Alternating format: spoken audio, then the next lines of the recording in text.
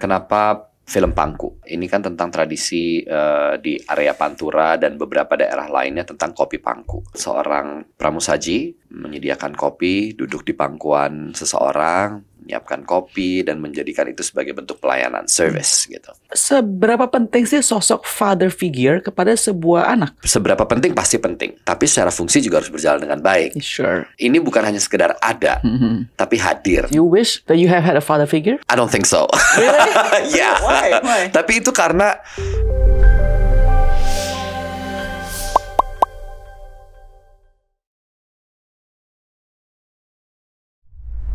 Wait, kalian lanjut nonton video ini. Sudah belum? Follow, like, share, dan comment video ini. Please do. Siapa sih nggak kenal aktor yang menurut saya one of the most versatile actors in Indonesia right now? Of course, our good friend here, Reza. halo. Tapi Reza hari bawa datang sebagai aktor. Nah, ini tadi saya bilang, judul sekarang adalah kamu sutradara. Memang tapi sebelumnya udah pernah sutradara film ya? Film pendek. Film pendek. Tapi this is your first full feature film as a director. Okay, first of all nih. Dulu kan kalau sutradara kan biasanya ngebosin orang kan harus gini. Nah, kamu dapetin ngebosin orang lain gitu. How does it feel? Well, to be honest, I don't think it's being a boss. Because I've always worked with directors that always feels like a partnership. Karena director and actors, they should be partners. Okay. And because of my background as an actor, jadinya ya tentunya berubahlah sensitivitas terhadap pemainnya, mungkin punya kepekaan tersendiri. Jadi saya berusaha untuk semaksimal mungkin ngobrol sama pemain seperti halnya saya mau di-treat oleh director gitu. That's the kind of director yang mungkin saya mau pursue gitu. Jadi lebih empatik lah ya. Lebih empathetic, lebih personal approach ke each and every cast gitu. Dalam artian personal tuh benar-benar take time untuk benar-benar kasih mereka waktu, diskusi dan lain-lain. Kan pemain kan punya banyak pertanyaan tentang skenario, karakter mereka dan lain-lain. Tapi yang ini kan tadi saya bilang bahwa kamu kan salah satu aktor yang terbaik di Indonesia sekarang. Versatile. No, this is honest opinion. Bukan saya, banyak publik juga kan. Bisa sih kadang-kadang kayak gini, you're at this level, and then the other actors mungkin level seperti kamu, jadi kamu kayak kesel, kayaknya, oh my gosh, you don't get it, come on, upgrade your level, bisa gak sih kayak stres gitu, frustrasi? Nggak boleh. Kenapa? Gitu, karena yang harus dijaga juga adalah tiap-tiap aktor pasti punya strength-nya sendiri-sendiri. Cuma saya nggak mungkin tuh masuk ke wilayah yang terlalu jauh, yaitu melihat mereka dengan kacamata saya, dengan tolak ukur saya. Kalau saya melakukan adegan ini, saya akan begini. Nah itu tuh nggak boleh. Setidaknya itu prinsip yang saya pegang. Jangan nge-push seseorang, tapi tolak ukurnya diri lo sendiri. Gitu. I see. Nah, jadi saudara, setahu saya nih ya Reza, tapi correct me if I'm wrong. Kayaknya ada faktor-faktor lain yang mungkin sebagai aktor kamu nggak harus pedulikan. Misalnya contohnya marketing. This is your kind of your role now juga sebagai sutradara film. Mungkin budgeting, financial juga jadi penting ya. Kalau aktor kan setahu saya kayak nggak gitu pentingin hal tersebut. Maksudnya udah lebih diarahkan kan ya. Seberapa susah sih betulnya the bagian behind the scenes-nya, the business side of being a director-nya sekarang? Mungkin karena saya juga adalah bagian dari Gambar Gerak, which itu adalah company yang saya buat bersama Arya Ibrahim as the co-founder gitu ya. Jadi mau nggak mau, biasanya director nggak masuk wilayah itu. Kita nggak. Director tuh hampir mirip lah sama aktornya. Dia lebih ke kreatifnya, nggak terlalu mungkin banyak bersinggungan dengan budgeting and all that, apalagi marketing gitu. Itu biasanya wilayah produser. Gitu. Tapi karena ini kami bersama-sama membuat project ini, saya juga jadi belajar bahwa let's make something yang visible. Jadi juga jangan dulu ini project pertama. Let's not try to make something yang juga out of reach. Karena kita harus tahu target audience kita siapa, berapa dan lain-lain, sehingga budgetnya juga bisa kita sesuaikan gitu. Jadi saya juga masuk dalam wilayah itu sebenarnya secara nggak langsung. Susah nggak? Susah. Sebenarnya mungkin kata yang tepat rumit gitu ya. Karena there is very complex kan, jadinya sangat kompleksitasnya tinggi. Tapi I'm happy doing it gitu. Saya punya partner kerja. Kalau di film ini kan ada Arya Ibrahim sebagai produser, ada Gita Farah sebagai produser. Jadi dibantu oleh tim marketing, ada Publicist by Nazira Senur, ada The Publicist oleh Mia gitu. Jadi it feels like a family. Tapi we don't treat doing business as a family karena that could be very tricky. Iya. Gitu. Dan penting harus actually nggak boleh boncos film ini dong. Nggak boleh dong gitu karena kan ada investor yang kita juga perlu memikirkan bareng. Walaupun kalau di film kan investor juga sama-sama menanggung resiko. Iya. Artinya it's a very volatile kind of business yang kita juga ya sulit memprediksinya, penonton bisa berubah tiba-tiba, tapi ada yang visible, harus tetap ada yang visible. Oke, sebelum kita masuk ke actual filmnya, saya mau tentang bisnisnya dulu ya. Seseorang untuk invest uang mereka ke sebuah film itu di zaman sekarang, di film Indonesia by the way, itu visible nggak sih? Is that a good investment? I think it's a good investment. Why? Karena investment di film itu punya jangka waktu yang panjang. Jadi kita nggak hanya melihat, saya taruh investment saya di satu judul film A, terus kalau film itu udah ditayangin di bioskop dan penontonnya nggak seperti target yang ingin dicapai, terus selesai. Nggak, umurnya tuh panjang. Karya itu akan masuk second window, yaitu mungkin OTT platform. Atau setelah ditimbang-timbang, kayaknya setelah kita nonton, jangan dilempar ke bioskop deh. Misalnya ada juga yang mau straight to OTT. Jadi mekanisme bisnisnya sebenarnya banyak. Dan kenapa aku bilang investmentnya juga it's a good investment. Of course, it's a very high risk investment juga. High risk. It's considered high risk investment.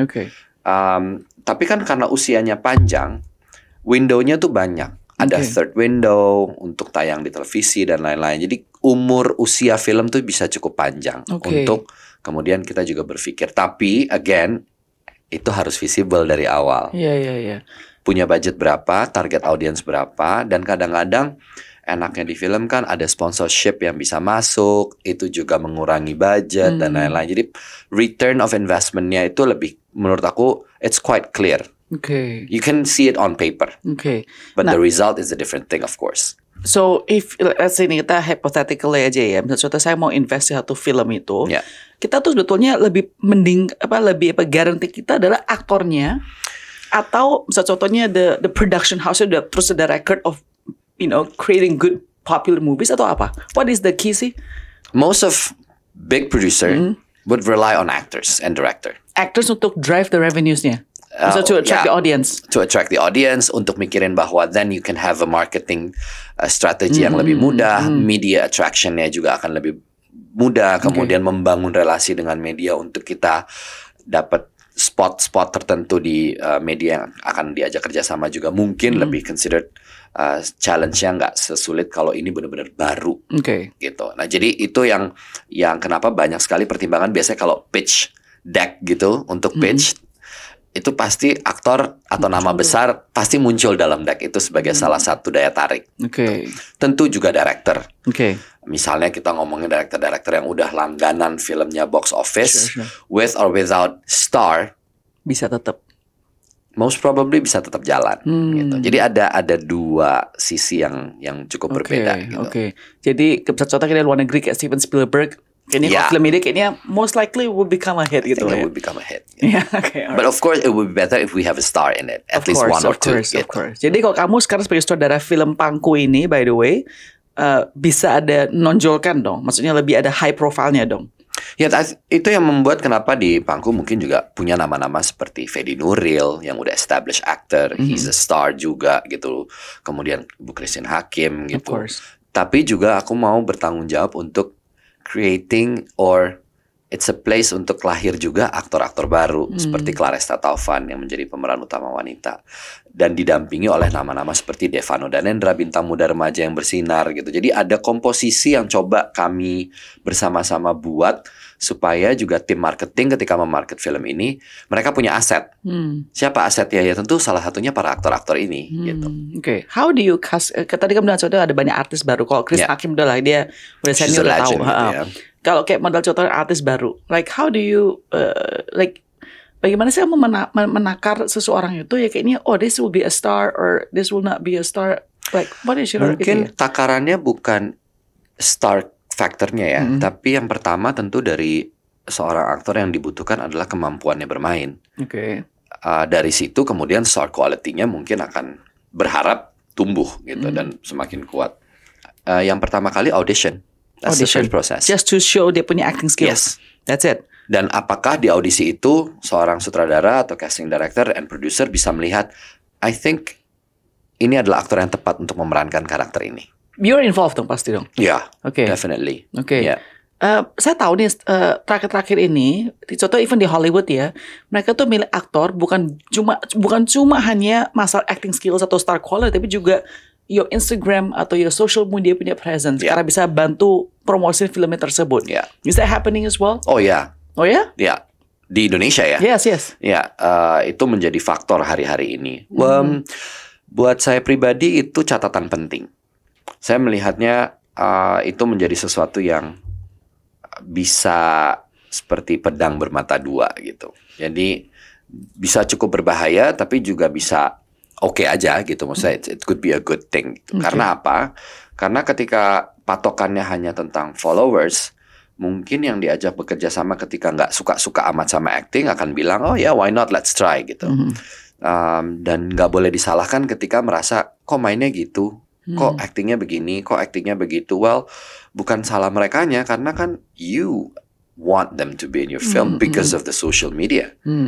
Jadi berarti objektifnya harus clear bahwa ini it's for the buzz and everything in the social media. Don't blame them for delivering misalnya just a so-so acting gitu ya, jangan dong, nggak fair juga gitu. Okay, makes sense. Jadi you don't expect an Oscar lah, Yeah, of you will course. get millions of exposure from the audience. Okay, fine. I have a question here.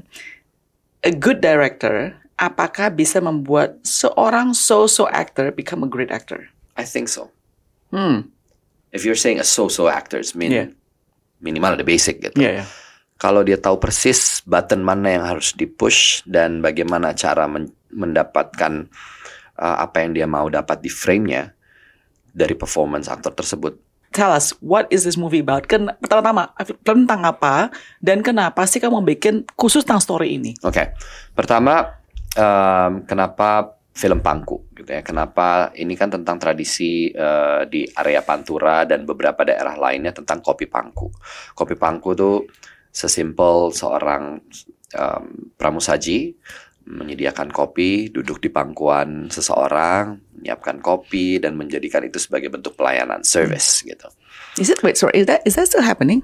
Yeah, until today. Maksudnya jadi perempuan bisa duduk di pangkunya Reza, kasih kopi. And serve coffee and ngajak ngobrol, menemani dan lain-lain gitu. Tapi itu nggak dianggap sebagai, karena orang zaman sekarang kan orang bilang itu adalah takutnya harassment atau bagaimana atau. It's because that's their job. Okay. Tapi harus duduk di pangkunya gitu. Yeah, most of them nggak harus, tapi that's what they do. Makanya judulnya kopi pangku gitu. So it's kind of like fenomena yang terjadi gitu.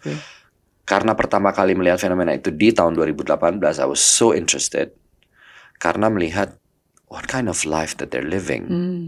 These are marginalized people. Gitu. Jadi how do they live their life? Bagaimana mereka survive?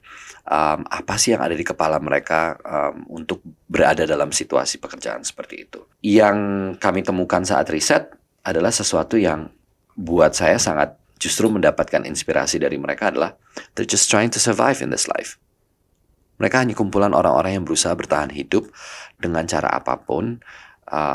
Sehingga mereka bisa menyekolahkan anaknya, bisa taruh makanan di meja makan gitu dan lain-lain gitu. So it's just a survival mode. Dari cerita itu, I was inspired because one of them are a single mother. That reminds me of my childhood, raised by a single mom gitu. Jadi ketika saya melihat fenomena itu, saya belum tahu ceritanya apa. Ceritanya saya ambil dari bagaimana ibu saya berjuang sebagai seorang single mom, ditarik ke dalam ruang tersebut gitu. Disitulah lahirnya Pangku dan kenapa memilih itu. Karena saya sepertinya cukup merasa akrab dengan beberapa situasi lainnya, itu perkampungan. I remember my childhood lah gitu, pretty much. Terus bagaimana saya ngelihat ada seorang anak yang harus menemani ibunya kerja dan lain-lain. That reminds me of me and my mom. That kind of sensitivity yang membawa, saya ingin menceritakan cerita ini lewat film Pangku bersama Felix Nesi sebagai penulis. Bagaimana kita menceritakan perjuangan seorang perempuan, tapi juga at the end of the film, it's an appreciation, it's an ode to every mother, not just single mother, but every mother dan perempuan in general, bahwa hidup mereka itu luar biasa kalau kita pikir-pikir. Sebagian orang merasa bahwa kalau perempuan bisa menjadi ibu rumah tangga yang baik, itu wajar. Karena itu seolah-olah menjadi fitrah. Tapi kalau laki-laki bisa menjadi bapak rumah tangga yang baik, itu kayaknya, melihat laki-laki bisa cuci piring, cuci baju, ngurus anak juga, itu menjadi sebuah prestasi yang besar. Tapi when it comes to women, itu hal yang wajar. Well, ya memang seolah-olah seharusnya mereka bisa melakukan itu gitu. Jadi kalau buat saya hal-hal seperti itu menjadi isu yang menarik untuk diangkat ke dalam sebuah film. Gitu. Ini karena tadi kamu bilang ya bahwa karena kamu merefleksikan atau you can see yourself. Karena your own mother punya situation with you. Right. And I noticed, remember last time kita ada book club, launching your book. And I think your relationship with your mother satu hal yang kamu kayaknya ingin terus build or even embrace. To embrace and tell people about it, right? Apakah ini menjadi some kind of a north star for you down the road? That a lot of your movies kedepannya mungkin ada hubungan about that situation atau kalau relationship? Filmnya per se mungkin belum tentu, tapi bahwa itu menjadi salah satu source of energy, I cannot deny. Itu betul gitu. Jadi karena saya selalu melihat paradigma berpikir kebanyakan selalu melihat bahwa anak-anak yang mungkin besar atau tumbuh di family yang kurang lengkap, itu selalu akan menjadi anak-anak yang either rebel, rusak dan segala macam, pertumbuhannya tidak seimbang dan lain-lain, mentally nggak healthy, nggak steady dan segala macam. Tapi banyak sekali kasus-kasus yang saya lihat seperti itu dan menemukan bahwa they grow up as a wonderful kids, very responsible kids gitu. Jadi let's see it from a different perspective. Emang benar kali ya, kadang-kadang kita sebagai manusia harus melihat sesuatu tuh from a different kind of point of view juga gitu. Dan your perspective juga berubah dan berbeda gitu. This is interesting ya, masalahnya mungkin berhubungan juga dengan film Pangku dan juga what you said just now ya. Ada sebuah studi baru recently mengatakan bahwa banyak sekali anak di Indonesia itu yang tidak ada sosok father. Karena mungkin karena hamil di luar nikah dan all those things, divorce, whatever it is, right? Dan itu bukan I don't want to say destroy, tapi itu really affect anak-anak kecil ini bertumbuh besarnya. So pertanyaan adalah seberapa penting sih sosok father figure kepada sebuah anak? I think it is important gitu ya. Tapi saya mungkin yang paling nggak bisa bicara banyak because I don't have that figure for my life so far. Gitu. Jadi matter of fact saya harus menjadi that kind of figure to my brother, gitu kan. Tapi ya seberapa penting pasti penting. Keberadaan lengkap itu menjadi penting, tapi secara fungsi juga harus berjalan dengan baik. Of course. Ini bukan hanya sekedar ada, tapi hadir. Yes. Beda tuh, dua hal yang sangat berbeda, ada dan hadir. Gitu. Hadir, presence, punya keterlibatan emosional, punya koneksi, punya bentuk komunikasi dan lain-lain. Kalau ada dan menjalankan fungsi, let's say, ada yang penting menjadi provide aja, udah. Tapi nggak ada connection, nggak ada intimacy, nggak ada apa juga. Dan mau lengkap pun menjadi nggak ada, bisa menjadi fatherless juga, apalagi yang nggak ada. Gitu. Tapi nggak ada ini bukan berarti juga kemudian akan menghancurkan banyak hal, karena kembali lagi bagaimana ibunya berperan dalam tumbuh kembang anaknya dan lain-lain. Do you miss, do you wish that you have had a father figure? Honestly, I don't think so. Really? Why? Tapi itu karena you don't feel any lack. Your mom completed everything. Because my mom completed everything gitu. Jadi mungkin itu kali ya. Tapi berbeda case-nya dengan anak-anak yang mungkin ditinggalkan pada usia tertentu di mana memorinya sudah ada. Udah melekat. Gue pernah punya. Terus sekarang nggak ada. I'm missing out something gitu. Tapi kalau in my case kan I never met him, I never knew him. Jadi mungkin presence-nya emang nggak pernah ada dan I don't know what to miss. You just don't have it since the beginning gitu. Jadi misal contohnya kayak di film Pangku ini kasus tadi sama itu banyak single mothers ini gini ya. Mereka bilang bahwa single mother bisa jadi rebellious atau juga bisa jadi genah kayak kamu jadi dia turn out to be well gitu loh. What is the element daripada seorang ibu tunggal itu single mother itu yang bisa buat anak itu kok nggak jadi rebellious tapi jadi yang genah? Apa sih? Atau your personal reflection aja? Mungkin personal reflection ya. I don't know through more into psychological theory mungkin ada sendiri gitu, tapi cinta, kemudian kehadiran dan bentuk komunikasi itu menunjang sih. Karena that's how I grew up. Mama tuh selalu menjadi orang yang partnering. Dia berdiskusi, kita bisa ngobrol apapun. Saya nggak pernah terlalu dapat judgment yang besar. Kalau dapat nilai yang jelek gitu, it's all about love and communication. So those kind of things, dan bahasa cinta itu kan sangat universal, macam-macam. Orang dengan lingkungan tertentu, dengan intelektual tertentu, mungkin bahasa cintanya juga berbeda, dan itu it doesn't really matter gitu. Itu yang coba di-reflect dalam film Pangku. Itu bentuk cinta yang seperti apa, yang pada akhirnya membuat seorang anak juga merasa, wah, thank you for raising me, thank you for melahirkan saya di dunia ini gitu, karena saya jadi bisa witness sesuatu bahwa you've done your part, and you try your best gitu. And ibu kamu nggak pernah ada set expectation ke kamu sebagai kakak yang lebih besar untuk menjadi father figure kepada brother kamu? Never. Jadi itu kamu yang just take it on your own? Iya. Karena situasinya mengharuskan seperti itu, tapi my mom never like said to me, oh, you're the man of the house. You're the man of the house, you have to be responsible, Nggak ada. Matter of fact, dia justru adalah seorang yang pertama kali bisa mengatakan, I'm so sorry for you to have this kind of situation. Oh yeah? Yeah. How old were you when she said that? I think 35. 35. Yeah. Okay. Berarti belum terlalu lama dong. Belum, I'm 38 right now. Yeah, wow. So we had a discussion di mana for the first time she said, I think you're adult enough for me to talk about something deeper.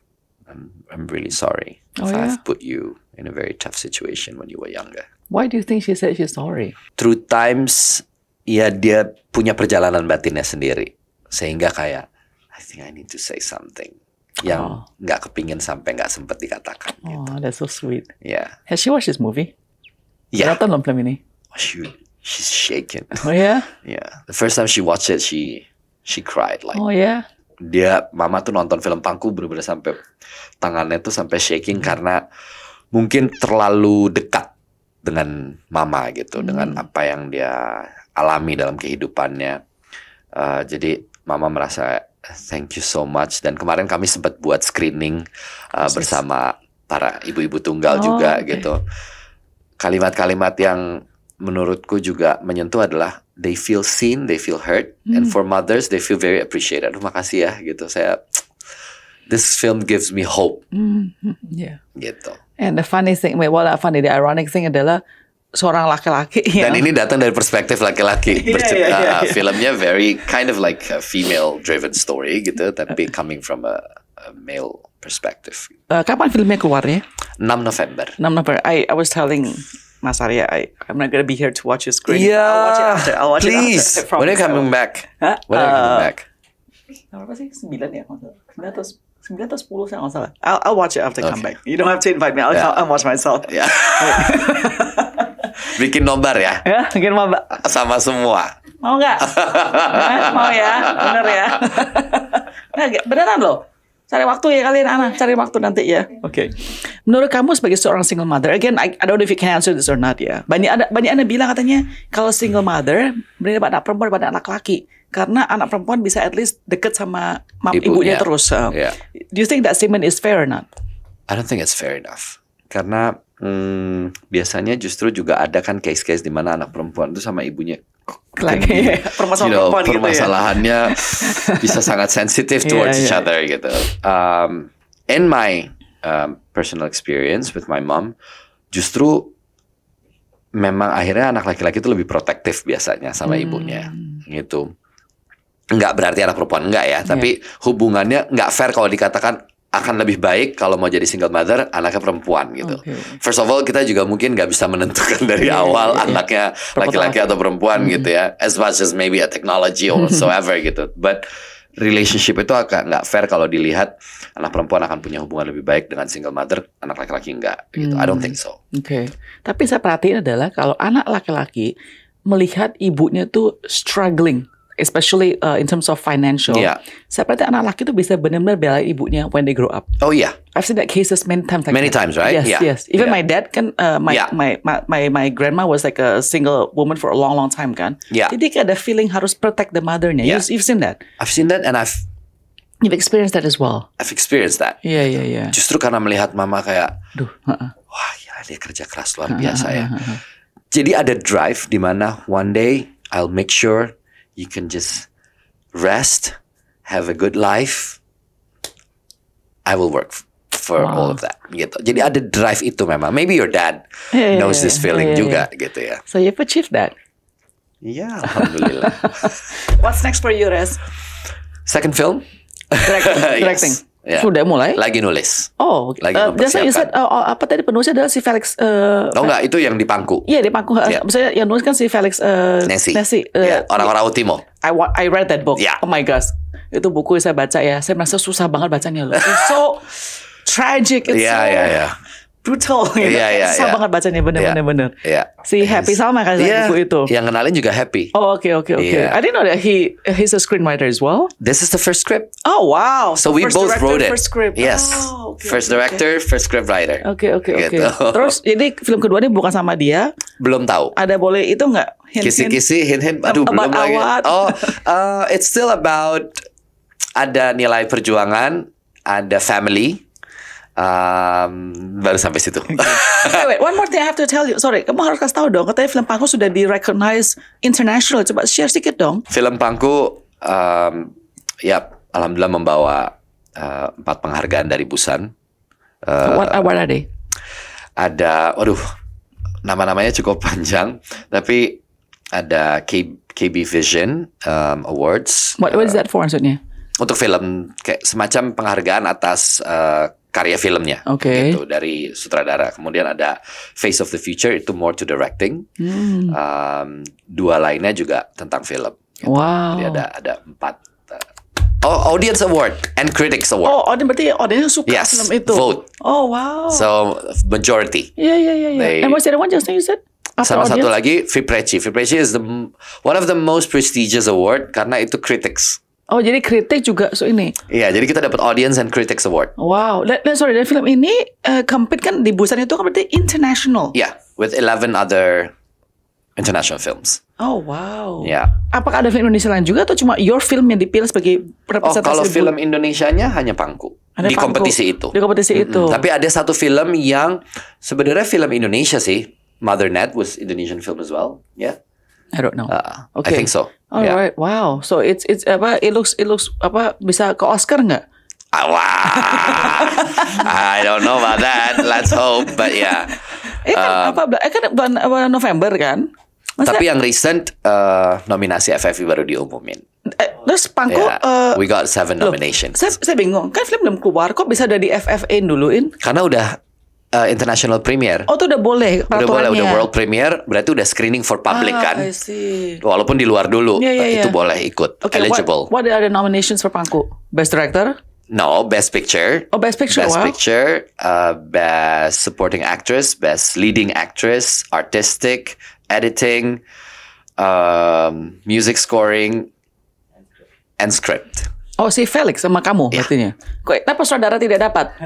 Why? Kan you udah saudara kan?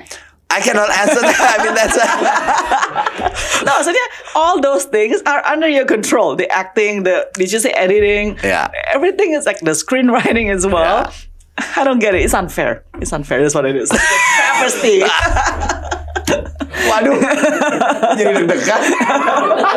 No, doesn't make sense. Usually setahu saya di Oscar, kalau satu udah Best Picture nih ya, udah Best Picture, usually masuk ke Best Director juga. So this one I'm a bit confused. Because I like to, when I was young, I want to be film director, right? So I always watch the Oscars, right? So it's usually connected loh. Saya agak bingung itu kenapa tidak. Yeah.